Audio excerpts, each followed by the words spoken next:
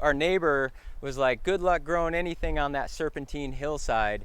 And that kind of was like a little nerve-wracking at the very beginning.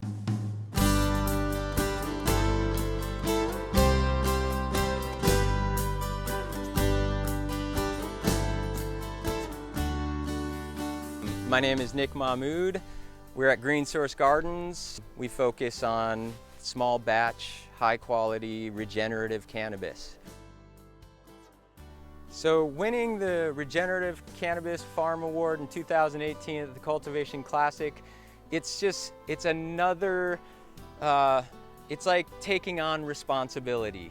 It means a lot in that the vision is awakening and people are starting to realize we need to do something different for the planet in terms of how we produce what we eat and what we smoke and all the things that we consume.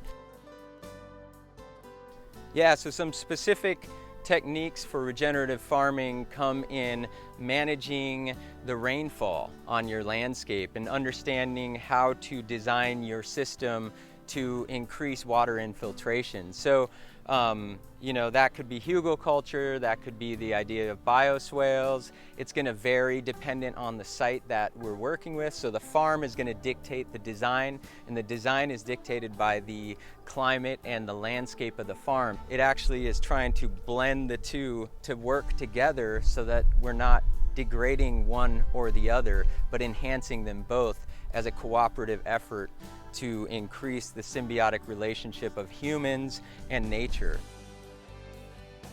Biodiversity may be one of the pillars or foundations that makes a regenerative farm regenerative.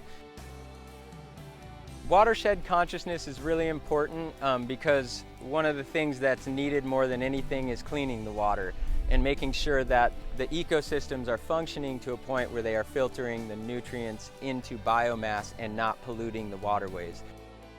Cannabis itself is really good at uptaking and cleaning nutrients out of the water.